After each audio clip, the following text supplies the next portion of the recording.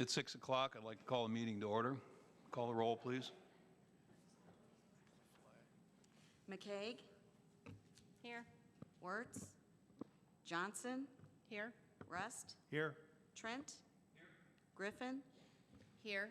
Ware? Here. Campbell? Here.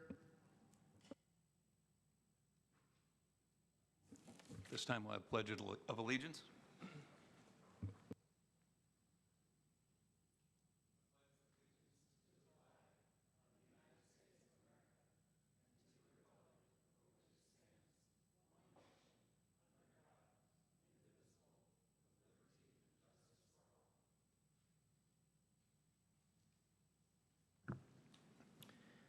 So before we get started at this evening's meeting, I wanted to acknowledge and recognize and take a moment of silence for one of our team members, Debbie Lovell. Debbie spent 49 years with Lewis and Clark, so her dedication and commitment to not only Lewis and Clark, but to our community will be forever missed. So if you would, just take a moment of silence in remembrance of Debbie.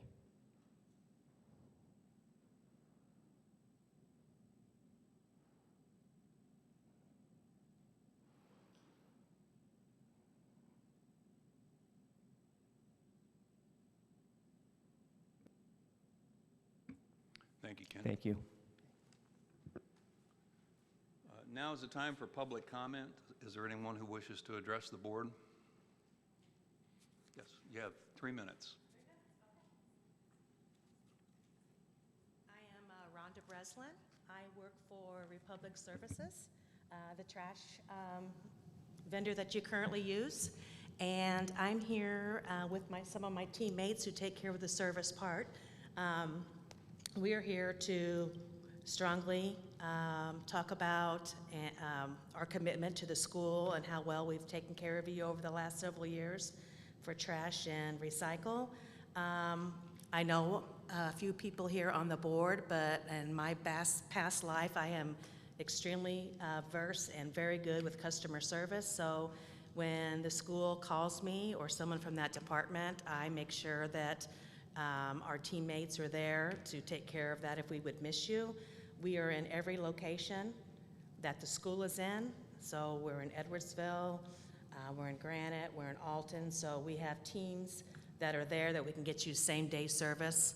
And we also donate to many charitable events that the school has. And we also hire from your CDL program that the school has for our drivers, which we need several more drivers. So please send them our way. Those guys can tell you that. But I just want to say I understand the reason for pricing and the importance of going as low as you can for an educational organization. But there is something to say about service and having someone to reach out to when you need somebody. So when that point comes up, I hope you consider that. And I know we weren't the lowest bid, but we are willing to match that bid and keep everything the same. And same with the price increases that the lowest bid was, so we can keep your service. So thank you for letting me talk. Thank you. Anyone else for public comment? Okay. Dr. Jackson, can we have an enrollment update? Good evening. For admissions and enrollment management, we have our director that will be starting September 25th, pending board approval tonight. And we also had our director of student services, Crystal Robinson, that started on September 1st. So we are excited to welcome her to this new role. However, she's not new to the college. She's been with the college for over 21 years with Trio and Upward Bound. So we're excited to be able to retain Crystal and excited for her in this new role. So our total enrollment head count, so for total students, the head count right now, we're at 13.8% increase from last year. So we're extremely excited about that. Now for taking out high school partnership students, because we are extremely excited for that increase. The high school partnership head count alone is at 55.4%. So the high school liaisons, CEC coordinators have done a great job getting the students enrolled from this time last year to this year. So I know I told Brian I would get you a count, but I think, this is a even better count than student by student. So they are in the high schools, they are working hard. We think that the relationship is really working out for the students to be able to have someone in the school help them with not only coming to Lewis and Clark, but also helping them with FAFSAs or just questions that they have for college. So it's really building that collaboration, helping the community. So we're excited about that initiative. For total credit hours, the difference for non-high school partnerships, so if we take out our high school partnership, we're at 8.5% increase for our total credit hours. And Mary always reminds me that's where the money comes from. So we are definitely excited to have the head count, the students in the seats. However, the credit hours is very important to us as well. So that's our fall enrollment update. Thank you. Thank you.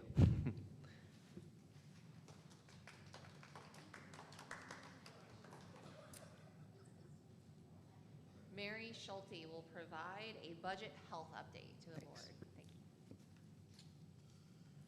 Well, at this point in time in the year, there isn't a lot to say that isn't already in the financial statements that are in your board books tonight. We are working to finalize fiscal year '23.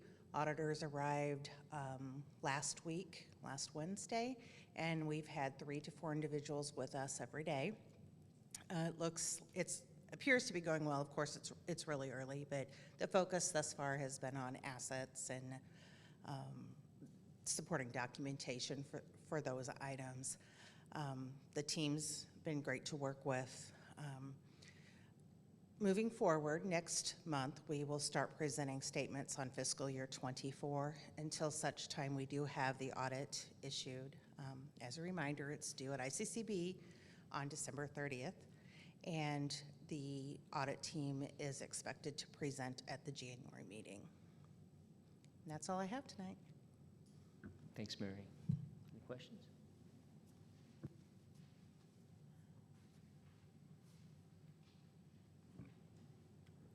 The omnibus agenda.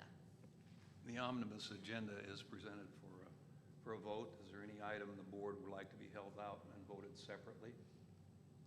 If not, then I'll take a motion to approve the omnibus agenda. Motion. Second. Having a motion and a second. Call the roll, please. McCaig, Yes. Johnson, Yes. Griffin, Yes. Ware, Yes. Campbell, Yes. Rust, Yes. Trent. Yes.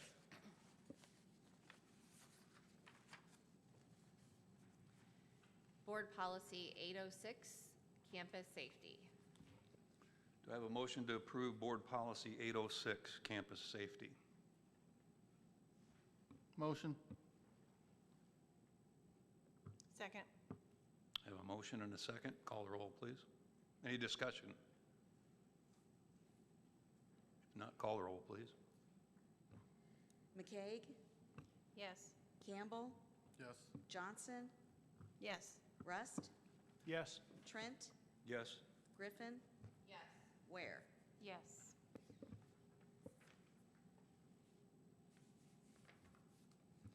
Change October 2023 board meeting date to October 24th, 2023. Do I have a motion to approve rescheduling the October 10th, 2023 regularly scheduled board meeting to Tuesday, October 24th, 2023? Motion. Second. I have a motion and a second. Any discussion? Call the roll, please. McCaig, Yes. Ware, Yes. Griffin, Yes. Campbell, Yes. Johnson, Yes. Rust, Yes. Trent. Yes. Administrative amendment of AOR for Department of Labor grants. Do I have a motion to designate Dr. Ken Traska as the authorized organization representative for Department of Labor grants effective July 1st, 2023? Motion. Second. I have a motion and a second. Any discussion? Call the roll, please. McCaig, Yes. Johnson, Yes. Rust, Yes. Trent, Yes. Griffin, Yes. Ware, Yes. Campbell. Yes. The 2023 Emerson Excellence in Teaching Award to Lewis Michael. Do I have a motion to approve the Rank and Promotion Committee's nomination for the 2023 Emerson Excellence in Teaching Award to Coordinator and Music Professor Lewis Michael? So move. Second. Motion is second. Any discussion? Not call the roll, please. McCaig, Yes. Rust, Yes. Ware, Yes. Campbell, Yes. Johnson, Yes. Trent, Yes. Griffin. Yes. Information items. Dr. Traska, is there anything you'd like to highlight in informational items? No, not actually, no. I do want to just recognize Lewis Michael. Congratulations to him, well-deserved. No, but if there are any specific questions you have on any of these items, please let me know, any questions or inquiry. These are all pretty general informational items on a monthly basis, including our grant awards and contracts, provides you some insight to our grant awards and sponsors, and also connects that to our key directions. And then pending grants and contracts, and of course the acknowledgement of contracts, $25,000 and less, all pretty straightforward. So happy to answer any questions or call a team member who may be able to provide some detail. Thanks.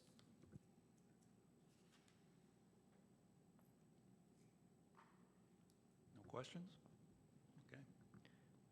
Leadership team reports. Sure, so I'll provide a brief report. First of all, I want to thank the board for a really productive mini retreat we just had prior to this meeting, continuing to work through our work together as a team, and just thankful for their leadership as well. The reason we're actually having the October board meeting at the end of October is Jill Griffin, Brian Campbell, myself, and Jen Fuller, who is our kind of lead CBE faculty member, are presenting at the Association of Community College Trustee Conference in Vegas during the time that we have a regular meeting. So it's an amazing conference. 2,000 to 3,000 trustees and presidents from across the country attend. So we're going to be talking a bit about our journey at Lewis and Clark and the work that's being done around CBE. We currently have around 20 faculty who are engaged in discussions and or working actively on building CBE pathways in their programs. And so we're going to just talk a bit about what we're doing, a little bit around the development of a guidebook this summer, which is really framed at helping faculty and team members alike have a clear guide of policy procedures and practices around CBE. A couple other things.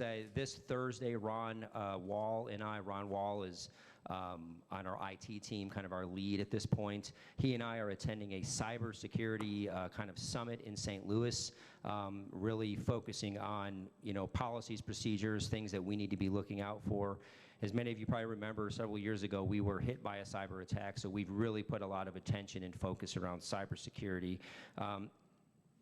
In the same theme of IT, we just finished a IT sort of audit / review, IT, data governance, and institutional research.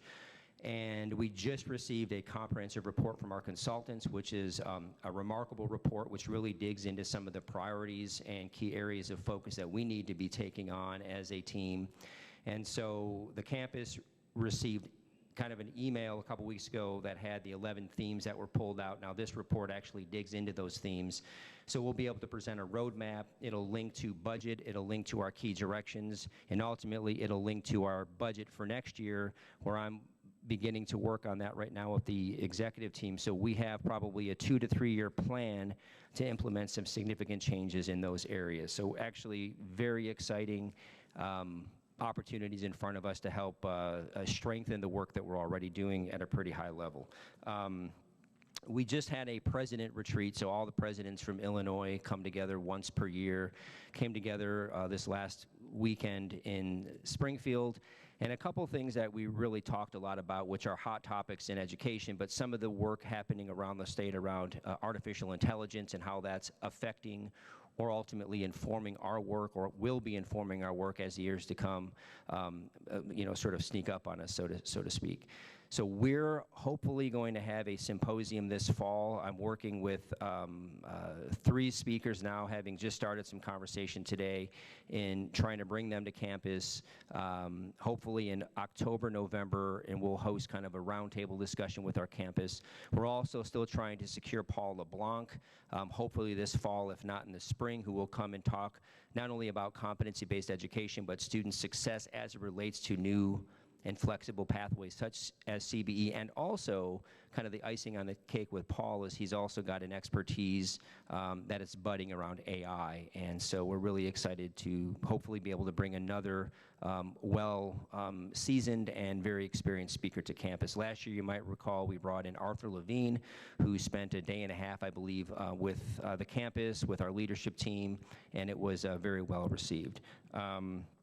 And then just one other thing, just to keep on everyone's radar, we're in the works right now in discussions of starting an aviation program at Lewis and Clark, both avionics/tech program.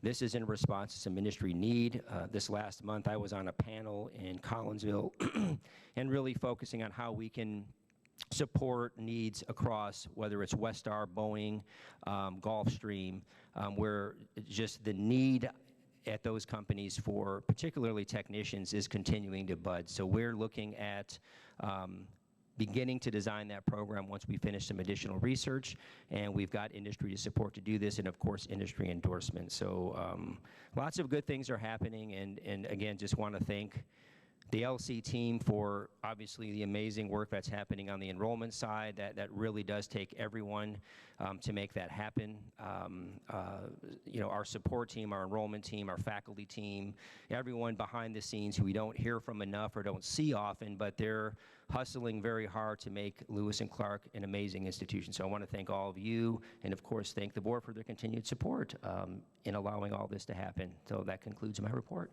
Thank you. Thank you, Dr. Traska. Got some good things going on. Sorry. No, you're good.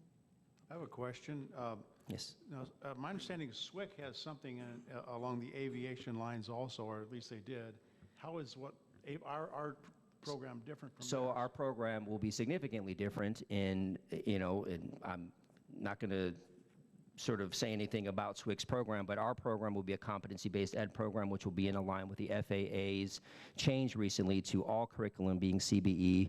My understanding is that SWIC's is not, and there's no plans to make it CBE. So we'll have a unique program in that regard, and plus we're going to approach our program in building it as a certificate program, and then we'll have some on and off ramps into that program.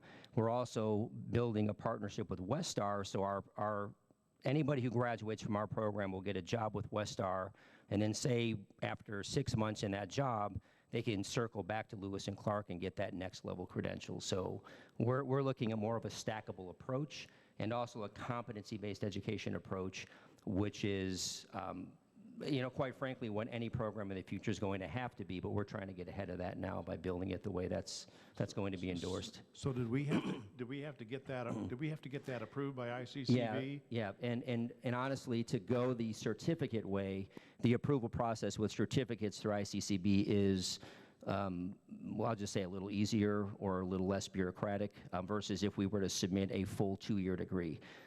So, the argument is, and again, this is perhaps a controversial statement, right, is, the 2-year degree is really important, but embedded in that 2-year degree are multiple levels of competency to earn that degree. So we're not going all in and saying, hey, we're going to create a 2-year aviation technology degree. We're going to create 4 aviation tech certificates that could add up to a 2-year degree, and we're going to do those, step by step, and also focus on them being competency-based education, which is obviously an area that we're sort of putting a lot of focus on. So that'll be the unique characteristic of our program, Kevin.